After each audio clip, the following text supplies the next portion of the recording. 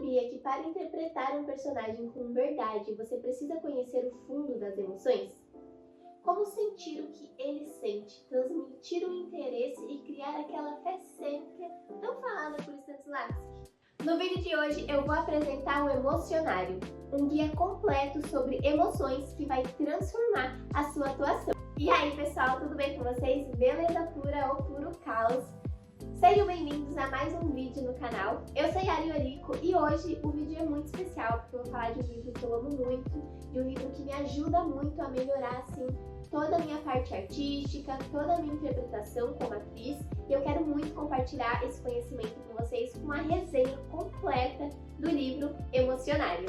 Se você quer entender como as emoções funcionam, quais são elas e melhorar a sua interpretação para alcançar uma atuação verdadeira, fica comigo até o final do vídeo, porque esse livro aqui é uma ferramenta incrível para qualquer ator ou atriz. O Emocionário é um livro escrito por Cristiana Nunes Pereira e Rafael R. Valcarcel, e ele descreve todas as emoções que existem, desde as mais simples, como a alegria e tristeza, até as mais complexas, como a nostalgia e frustração. O livro é quase um dicionário ilustrado das emoções, mas em uma linguagem leve e acessível. Por que que esse livro é essencial para atores e atrizes? Como atores, nós precisamos criar personagens que sintam, pensam e ajam. E o ponto de partida para isso, pessoal, é entender sobre as emoções humanas. Por quê? Quem sabe? Coloque nos comentários. Porque, como Stanislavski diz, sem uma fé cênica verdadeira, a atuação fica vazia e sem vida. Esse livro, ele te dá ferramentas para você entender e explorar todas as emoções. Não é à toa, gente, que eu amo esse livro. Não é à toa que ele é o meu livro, assim, preferido de 2024. E eu tava estudando pelo PDF, mas não é muito legal. É melhor ter o livro para estudar, por isso que eu comprei o meu. E eu sugiro também que vocês adquiram o de vocês, afinal de contas é um investimento para nossa carreira, então vale a pena, sabe? Porque além de ter um texto no livro explicando sobre cada emoção, ele é todo ilustrativo. E isso te ajuda a estudar. Eu tenho um guia de estudo das emoções que eu faço para conseguir entender cada uma delas. Vou fazer vídeo no canal ensinando vocês como estudar as emoções. Eu acho que vai ajudar vocês bastante. E aí, eu posto aqui pra vocês. Quem tiver interesse em comprar o livro, tem o link aqui na descrição, tá bom? E um ponto importante sobre o estudo das emoções e dos sentimentos é que você consegue, a partir desse conhecimento, tirar do personagem aquilo que você quer. Como assim, Yara? Quando você conhece as emoções, você consegue entender por que o seu personagem envelheceu daquela forma, como que ele se sente em cada cena e como que o sentimento dele influencia nas suas escolhas. E isso, gente, é um divisor de águas na atuação.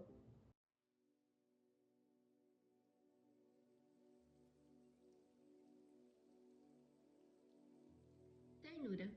Alguns seres despertam a nossa ternura. Um cachorrinho, um broto de árvore, um vovozinho. Ternura é proximidade, afeto e compaixão. Sentimos ternura por pessoas, seres e objetos indefesos ou que não nos pareçam ameaçadores. Onde está a ternura? Ela está dentro de nós, mas são os outros que abrem as portas da nossa ternura. A fragilidade deles nos faz querer ser delicados, atenciosos e compreensivos. A ternura é um convite ao amor. Amor. De todas as emoções, o amor talvez seja a mais contraditória. Ele pode provocar em nós um sorriso gigantesco ou uma cachoeira de lágrimas. Que tipo de amor existem? Amor romântico. Quando pensamos constantemente em uma pessoa e no momento em que a encontramos, sentimos um misto de nervosismo e alegria. Amor diligente. Quando compartilhamos a alegria e a tristeza da pessoa que amamos e sempre desejamos o melhor para ela. É um sentimento puro e cálido. O amor é o oposto do ódio. Ódio. O ódio é uma grande antipatia, um sentimento de aversão por algo ou alguém. Como consequência, ficamos desejando que alguma coisa de ruim aconteça com o objeto de nosso ódio. Quanto tempo dura o ódio? Às vezes dura muito, outras só um pouquinho. Você pode sentir um ódio momentâneo por uma pessoa, mas isso não significa que tenha deixado de amá-la. Quando o ódio motiva nossas ações, nos entregamos à raiva. Raiva, também conhecida como ira, cólera ou fúria. A raiva é passageira. Ela nos domina e depois vai embora quase sem percebermos. Em geral, sentimos raiva em situações que consideramos injustas ou que ameaçam o nosso bem-estar. A raiva serve para alguma coisa? A raiva nos avisa que estamos diante de injustiças ou agressões e nos dá a energia necessária para agir. No entanto, ela bloqueia nossa capacidade de pensar com clareza e pode nos fazer reagir como um animal sendo atacado. Mas, como não vivemos entre animais selvagens, essas reações podem nos meter em encrencas. Por isso, é melhor evitar que a raiva assuma o controle nos momentos em que, por exemplo, sentimos um pouquinho de irritação. O mundo está repleto de cores, sons e odores. Uns nos agradam, outros nem tanto. Alguns nos deixam irritados, nos incomodam de tal modo que invadem a nossa mente e não conseguimos parar de pensar neles. O latido de um cachorrinho pode despertar nossa ternura, mas e se ele ficar latindo o dia inteiro?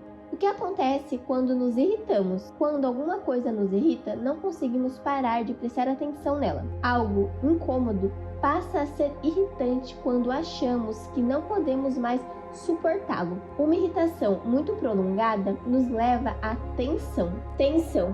Algumas pessoas a chamam de estresse. A tensão nasce quando enfrentamos situações que consideramos ameaçadoras, como, por exemplo, mudar de casa ou de escola, estar no meio de uma discussão acalorada, não ter estudado a matéria quando o professor começa a nos fazer perguntas. Também podemos ficar tensos ou estressados quando o que queremos fazer está em conflito com os desejos de outra pessoa. Por exemplo, quando você quer dormir e o seu vizinho quer tocar bateria. O que acontece quando ficamos tensos?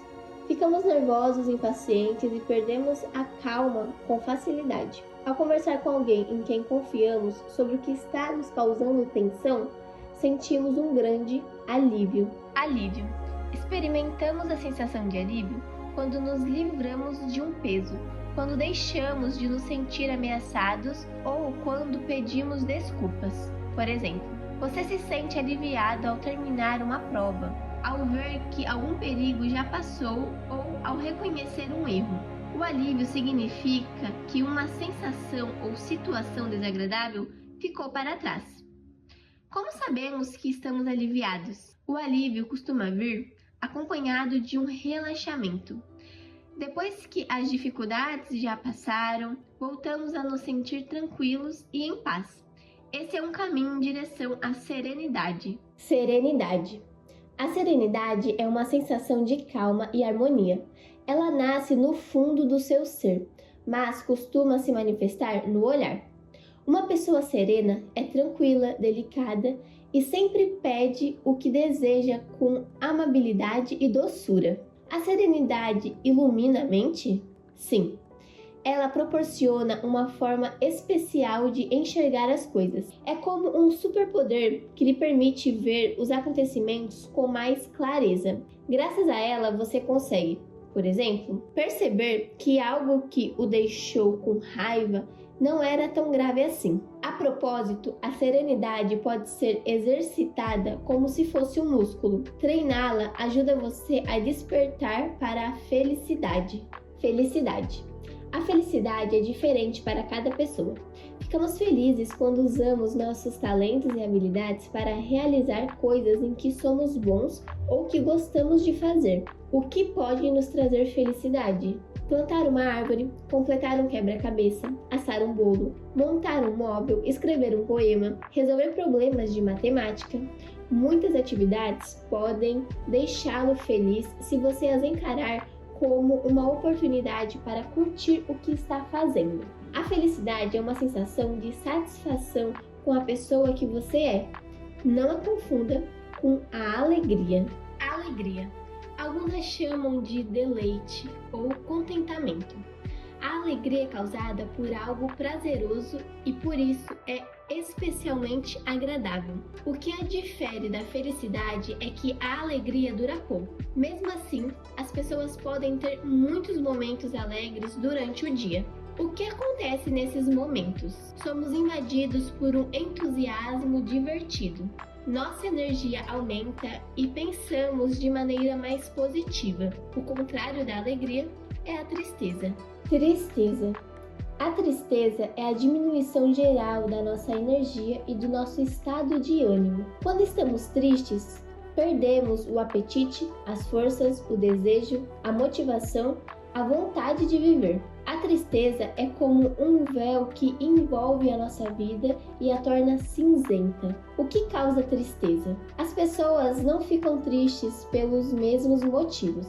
Porém, é comum sentir tristeza quando nos decepcionamos ou perdemos algo que era importante para nós. Imagine que você precisa se mudar para outra cidade. É provável que a perspectiva de novidade até desperte a sua curiosidade, mas você sentirá tristeza pelos amigos que vai deixar para trás. A tristeza é uma das fases da compaixão. Compaixão. Há quem a chame de piedade, empatia ou comiseração. Compaixão é o pesar que sentimos pelo infortúnio de alguém. O que a compaixão nos motiva a fazer? Ela nos motiva a ajudar quem está sofrendo, seja um parente ou um desconhecido. Pode ser despertada até mesmo por um personagem fictício, como uma raposa que perdeu toda a família. A compaixão provoca em nós o desejo de abraçar o outro e aliviar a sua tristeza. Se alguém está se sentindo triste e não o ajudamos, é muito provável que entremos no território do remorso. Remorso. Algumas pessoas o confundem com o arrependimento. O arrependimento é o mal-estar que às vezes sentimos depois de praticar alguma ação, seja ela boa ou má. Já o remorso surge apenas quando fizemos algo que sabemos que é errado. Por exemplo, você pode se arrepender de ter recusado o chocolate que seu irmão lhe ofereceu, mas com certeza sentiria remorso se comesse alguns pedaços escondido. Como o remorso funciona? De forma simples, mas contundente, ele não nos deixa pensar em nada além daquilo que fizemos de errado. Começa com um pequeno desconforto que pouco a pouco vai crescendo dentro de nós. Esse mal-estar que fica nos remoendo é a culpa. Culpa. A culpa nos invade quando acreditamos ter feito alguma coisa ruim. É o termômetro das nossas ações. Ela nos ajuda a definir o que consideramos certo ou errado. Além disso, ela nos permite avaliar o nosso comportamento. Podemos ouvir a culpa? Quando você faz algo que sabe que não é certo, uma voz interior fala com você. Escute o que ela diz, pois essa voz é a sua consciência questionando se você agiu da maneira correta. No fundo, você sabe o que considera apropriado ou não, mesmo que às vezes não queira admitir. A culpa mostra que somos responsáveis pelas nossas ações e nos torna capazes de julgá-las. Se chegarmos à conclusão de que fizemos algo de errado, provavelmente sentiremos vergonha. Vergonha. A vergonha aparece de surpresa. Costumamos senti-la quando sabemos que fizemos algo de errado ou quando achamos que vão zombar da gente. Pode parecer estranho, mas também podemos sentir vergonha por algo que outra pessoa fez. É possível esconder a vergonha? Não. Infelizmente, a vergonha é muito indiscreta. Ela tem a mania de contar a todo mundo que você sabe que não agiu bem ou que não está à vontade, fazendo com que a sua cara fique vermelha. O fato de todos saberem que você está envergonhado pode provocar insegurança. Insegurança. A insegurança é a falta de confiança. Pode nos faltar confiança tanto em nós mesmos quanto nos outros. Imagine que você está a bordo de um veleiro e o mar está muito agitado. Se não se considerar um bom nadador, se sentirá inseguro. Se não confiar no capitão do barco, também. O que acontece quando nos sentimos inseguros? Quando ficamos inseguros, adotamos mecanismos de defesa. Se você não estiver seguro da sua capacidade de nadar, poderá entrar em pânico, embora essa reação não ajude em nada. Se não confiar em um amigo, terá vontade de afastá-lo para se sentir a salvo. Às vezes, por insegurança, agimos com timidez.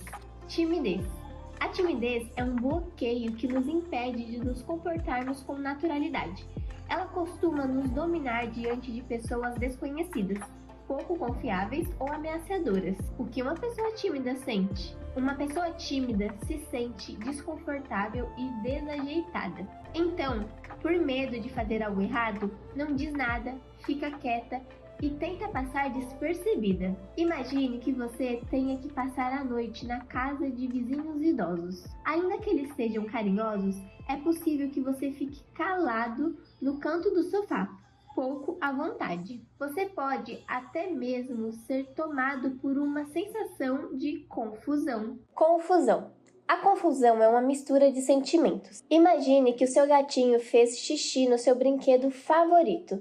Talvez você tenha raiva, mas também sinta ternura. Experimentamos confusão diante da desordem ou de algo que não conseguimos entender completamente. E isso nos paralisa. Às vezes podemos sentir admiração e tristeza, prazer e inveja, tudo ao mesmo tempo. Como saber que estamos confusos? Quando estiver confuso, você não vai saber ao certo o que está sentindo, mas fique tranquilo, pois isso acontece com todo mundo. Tente descobrir quais emoções estão presentes no momento. A confusão imprevisível e caótica pode levar ao medo. Também conhecido como temor. O medo surge quando você acredita que vai sofrer algum tipo de dano. Quando o medo aumenta demais, ele se converte em pavor e você perde o controle. O medo pode servir para nos deixar alerta diante do perigo. Já o pavor nos paralisa e nos impede de pensar. O que acontece quando sentimos medo? Os olhos ficam maiores para que podemos ver melhor. Além disso, o coração bombeia mais sangue para as pernas para podermos fugir, como se estivéssemos sendo perseguidos por um dragão. Normalmente, o desconhecido nos causa medo, mas também pode causar perplexidade. Também chamada de surpresa ou espanto. Ficamos perplexos quando algo que consideramos impossível se mostra verdadeiro. A perplexidade nos indica que o mundo é um lugar a ser descoberto, que há espaço para o desconhecido e para a magia. Ela nos revela que estamos rodeados de pessoas e coisas fascinantes. De onde vem a perplexidade? A perplexidade vem da inocência e da curiosidade. Quando você está perplexo, é porque acreditava que algo não fosse possível. Então, logo percebe que estava errado. Fica maravilhado e se pergunta, mas como? Quando vem acompanhada de uma sensação de repulsa, a perplexidade pode se converter em aversão. Aversão é o desprazer que nos causa algo que consideramos repugnante. Se perguntar aos seus pais, você vai descobrir que, quando era bebê, fazia coisas que hoje lhe causariam nojo ou aversão. Talvez você tenha comido uma minhoca do jardim. Por isso é interessante se perguntar, será que as coisas são mesmo asquerosas ou foram os meus gostos que mudaram? Todo mundo sente aversão pelas mesmas coisas? Sim e não. Algumas coisas são asquerosas para qualquer um. Por outro lado, alguns costumes que parecem repugnantes para uma família ou uma cultura são considerados normais em outra. Imagine que uma família de outra cultura o convidou para jantar, para mostrar quanto gosta de você. Lhe oferece seu prato mais saboroso, salada de insetos. Manifestar sua aversão nessa circunstância pode despertar nos anfitriões um sentimento de hostilidade. Hostilidade. Sentimos hostilidade quando alguém se opõe a nós ou a nossos desejos. Por exemplo, você deseja sair para brincar no parque, mas seus pais não deixam. Quando sentimos hostilidade, tendemos a ser do contra e a discordar de tudo o que o outro fala. Se nos dizem branco, dizemos preto. Se nos dizem adoro abacaxi, dizemos detesto abacaxi. Aonde a hostilidade nos leva? A hostilidade nos leva a rejeitar o outro. Desejamos incomodá-lo, atacá-lo, perturbá-lo. Se, em vez de sermos hostis com uma pessoa, nós a acolhemos em nossa vida, estamos desenvolvendo a aceitação. Aceitação.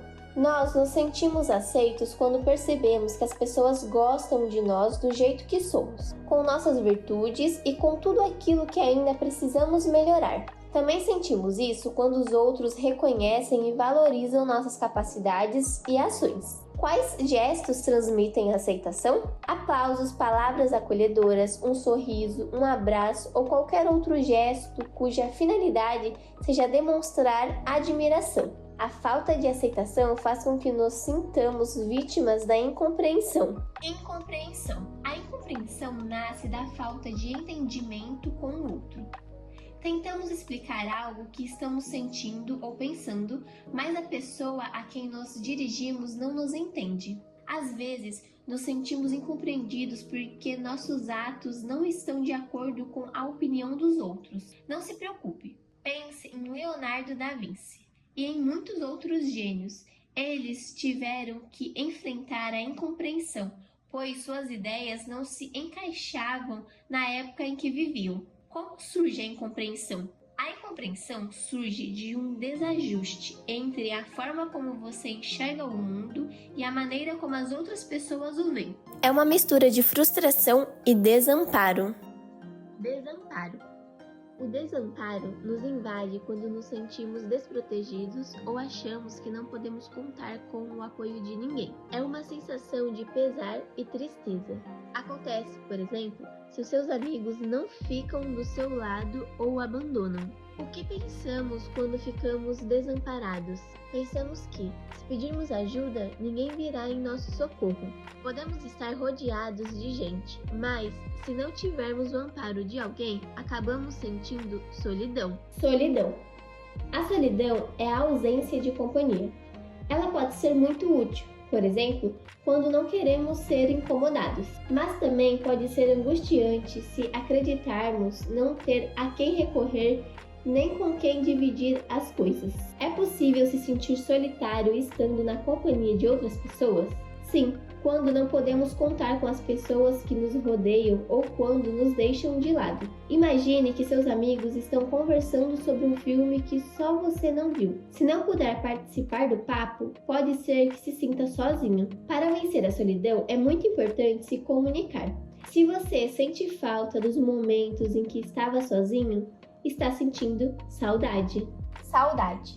A saudade cria um vazio em nosso coração e quase ao mesmo tempo o enche de gotinhas de pesar. Quando sentimos saudade, parece que nos falta algo ou alguém. Um amigo, um familiar, um lugar, um objeto. E essa ausência nos entristece. Como identificar a saudade? Se você fica triste ao recordar de algo, está sentindo saudade. Quando a saudade se torna parte do seu dia a dia, você acaba se tornando prisioneiro da melancolia. Melancolia.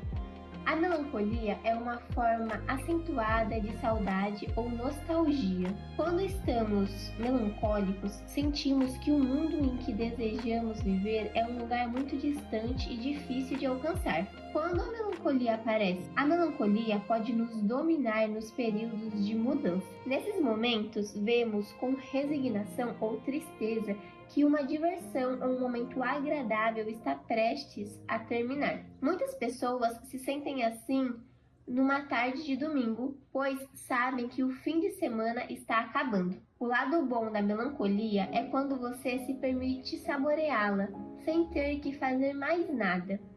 Mas se esse prazer evaporar, surge o tédio. Tédio, também chamado de apatia ou desânimo. O tédio é uma mistura de aborrecimento e cansaço que surge quando não estamos fazendo nada ou quando o que fazemos não nos satisfaz. É um parasita que devora nossa capacidade de estar numa boa. O que o tédio tem a ver com o tempo? Quando estamos entediados, o tempo parece passar mais devagar e se estica. Um antídoto contra o tédio é bolar ideias que nos despertem a expectativa. Expectativa.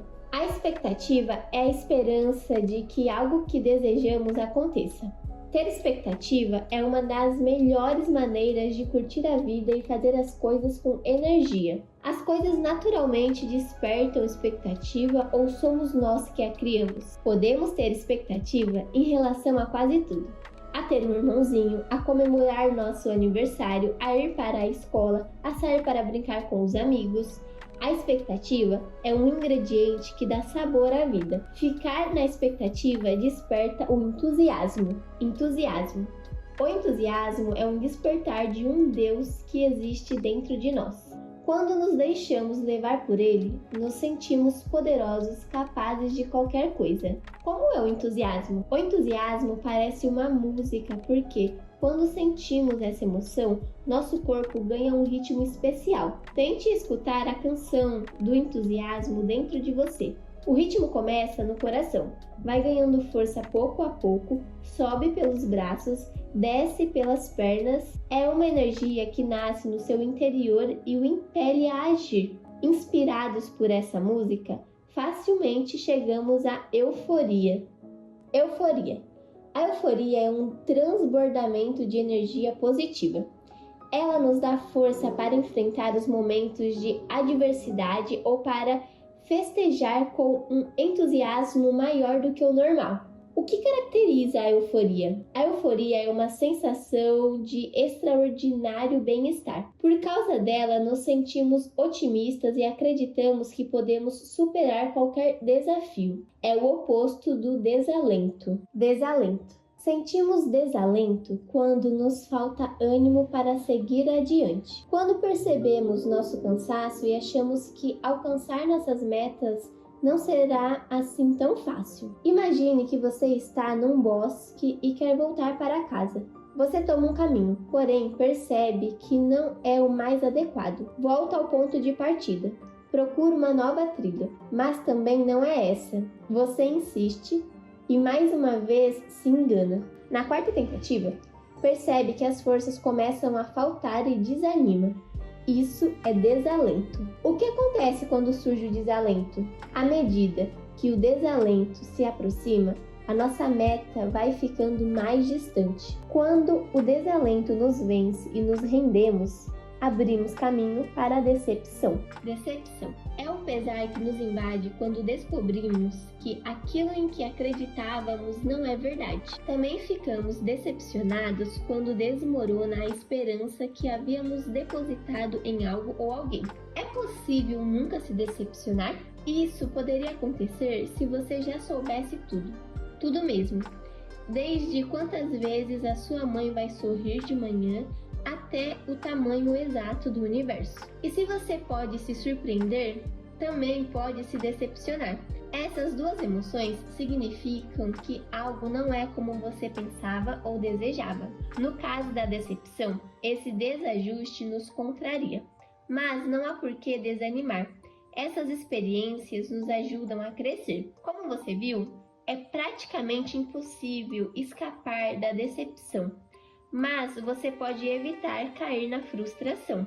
Frustração é o mal-estar e o aborrecimento que nasce quando você não consegue fazer algo que desejava ou quando as coisas não acontecem como você esperava. O que costuma nos trazer frustração? Nossas próprias limitações, como não ter idade suficiente para participar de uma competição. As limitações ou decisões de outras pessoas, como quando você não pode ir a uma atividade extra-classe divertida porque ela foi cancelada. As condições do clima, como uma tempestade de verão que o impede de curtir a praia. Diante da mesma situação, algumas pessoas ficam frustradas, outras procuram uma solução. Essas últimas despertam a nossa admiração. Admiração. A admiração é o apreço e o respeito que sentimos por alguém que tem grandes qualidades ou que tenha feito algo fora do comum. Por exemplo, uma atleta que constantemente supera a si mesma, um explorador que desbrava uma floresta desconhecida, uma amiga que desenha especialmente bem, Todo mundo tem algo digno de admiração? Sim, mas é preciso saber enxergar. Algumas pessoas possuem qualidades que nós não temos ou são capazes de fazer coisas que não conseguimos. Por isso as admiramos. E, para admirar alguém, temos que estar cientes das nossas limitações. Mas, se essas limitações nos entristecem e nos impedem de valorizar os outros, surge a inveja. Inveja. Alguns dizem que a inveja e o ciúme são a mesma coisa, mas isso não é verdade. Ainda que ambas as emoções andem lado a lado, misturando-se e estimulando-se mutuamente, são parasitas que devoram a sua energia. O que elas querem não é que você se dê bem, mas que os outros se deem mal. Qual a diferença entre a inveja e o ciúme? O ciúme é a dificuldade de compartilhar aquilo que consideramos nosso, como o amor de alguém querido. A inveja, ao contrário, não diz respeito a algo que você tenha, mas a algo que o outro tem. É a tristeza que se sente quando alguém possui o objeto de seu desejo. Desejo. O desejo é um impulso que nos move na direção de algo que queremos. Desejamos o que não temos, e isso nos incentiva a tentar consegui-lo. O desejo é o que motiva nossos atos. Podemos desejar coisas muito variadas: ter mais idade, aprender a nadar, passear com os nossos avós, ser bombeiro, etc. Todos os desejos são iguais? Não. Existem desejos muito fortes e profundos. Por exemplo, você deseja ser médico e estuda muito tempo para isso. E existem desejos mais impulsivos, fugazes, os caprichos. Por exemplo, você vê a foto de uma ceia de Natal e de repente fica com vontade de comer rabanada. Realizar um desejo nos traz satisfação. Satisfação. Saciar uma necessidade produz satisfação. Essa necessidade pode ser física ou emocional, como matar a fome ou pintar um quadro. E quando comemos ou terminamos a pintura, nos sentimos satisfeitos. A satisfação aumenta sua confiança? Sim, ela aumenta sua confiança, especialmente quando é resultado de suas próprias habilidades ou de seu comportamento. Você se sente duplamente satisfeito, por exemplo, quando sacia a sua fome comendo uma fruta que ajudou a cultivar. Podemos experimentar a satisfação até mesmo nas nossas derrotas.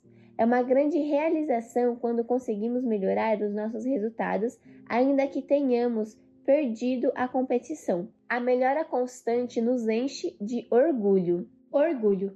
O orgulho é a atribuição de um valor muito alto a alguma coisa, a alguém ou a si mesmo. O orgulho que você sente por quem você é ou pelo que faz pode beneficiá-lo ou prejudicá-lo. Que tipos de orgulho pessoal existem? Orgulho egocêntrico. Faz com que os seus objetivos se reduzam a um só: ser o centro das atenções. A consciência disso é que você pode se tornar pedante, soberbo ou arrogante. Orgulho virtuoso. Faz com que sua meta principal seja conseguir fazer sempre o melhor com o que tem nas mãos. Ele lhe permite descobrir e valorizar as suas qualidades, o que pode ajudá-lo a enfrentar grandes desafios. Superar a si mesmo lhe causa prazer. Prazer.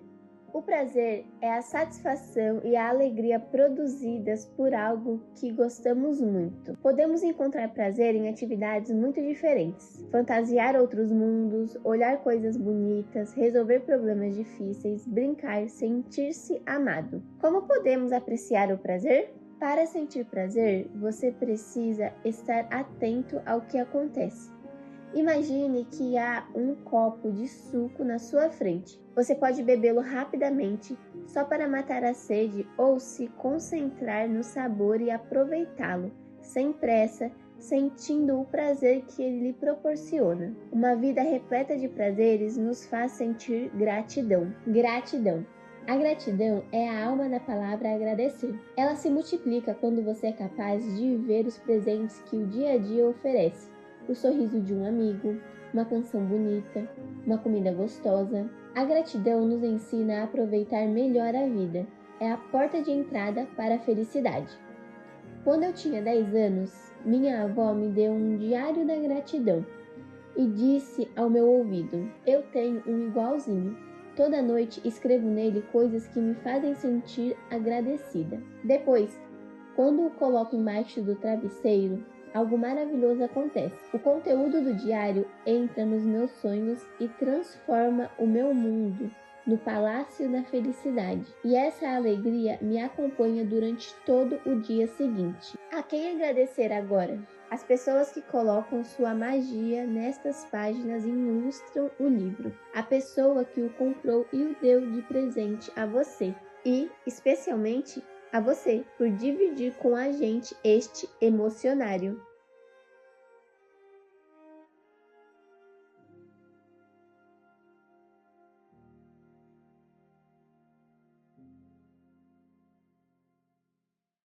Agora que vocês conhecem esse livro maravilhoso, logo todas as emoções, é importante entender como usá-lo na prática para conseguir melhorar a atuação. Então aqui vão algumas dicas. Primeira dica: estude uma emoção de cada vez. O emocionário ele apresenta pra gente 41 emoções. Ou seja, você não vai conseguir entender profundamente todas essas emoções de uma vez. Você vai precisar estudar elas separadamente. E assim, pessoal, é estudar a emoção, não é só ler. Se você só assistir esse vídeo ou só ler, você não vai conseguir criar um material emocional para você levar para a sua atuação. Você precisa estudar a emoção. Como eu já falei aqui para vocês, eu tenho um guia de como estudar as emoções. Se vocês quiserem muito vídeo assim, muito rápido aqui pro canal, coloca aqui embaixo hashtag guia de estudo emocionário. Aí eu vejo para fazer um vídeo rápido aqui para vocês. A segunda dica é você criar uma ficha emocional dos seus personagens. Isso você pode fazer quando você tá lendo o texto, mas eu não tô falando daquela leitura neutra. Tô falando daquela leitura que você vai pegar o texto, você vai sentar e você vai ler interpretando tudo que o seu personagem está sentindo em cada momento da peça. Conforme você for lendo, você vai anotando todas as emoções do seu personagem do começo ao final da peça para você conseguir criar essa ficha emocional dele. Isso vai te ajudar a conseguir criar intenções para o seu personagem e construir ele com camadas muito mais profundas. Terceira e última dica: experimente as emoções em cenas improvisadas. Você vai pegar e vai escolher uma emoção do emocionário e vai criar uma situação. Vai criar um improviso a partir dessa emoção, com base nessa emoção, para uma cena. Isso vai te ajudar a entender a emoção no corpo, o que é fundamental para nós atores, porque a gente precisa criar a fé cênica verdadeira que o Stanislavski fala tanto. E se a gente não entender como que a emoção funciona no corpo, a gente não vai conseguir criar essa fé cênica. Por isso é muito importante fazer esse exercício de improviso com as emoções. O Stanislavski, ele fala sobre essa importância de criar uma fé cênica verdadeira. E o ator, ele precisa acreditar no que ele está sentindo em cena verdadeiramente para conseguir fazer isso, porque se o ator ele não acreditar, o público também não acredita. Por isso, precisamos conhecer as emoções e entender como que elas nascem, como que elas afetam o corpo e a mente e como elas evoluem. O Emocionário, pessoal, é um livro super simples, mas é uma ferramenta poderosa para os atores. O Emocionário é uma ferramenta útil para te ajudar a mergulhar nesse estudo das emoções e levar isso para sua atuação, para que você passe a sentir de forma verdadeira e crie personagens humanos e reais. E na minha opinião, pessoal, se você é ator ou atriz, você quer ser um ator ou uma atriz profissional, esse livro aqui, ele tem que estar na sua prateleira, porque ele, com uma linguagem muito simples, te ensina sobre uma das partes mais complexas de atuar, que é ter ali aquela emoção verdadeira, aquela fé cênica. Agora me conta qual das emoções você acha mais difícil de interpretação e qual dica desse vídeo você mais gostou. E se você ainda não é inscrito no canal, lembra de se inscrever. Se você gostou do vídeo, deixa aquele like para ajudar o canal e também compartilha esse vídeo com um amigo ou com uma amiga que está estudando teatro profissionalmente. Eu sou Yari Orico e eu te vejo no próximo vídeo. Tchau!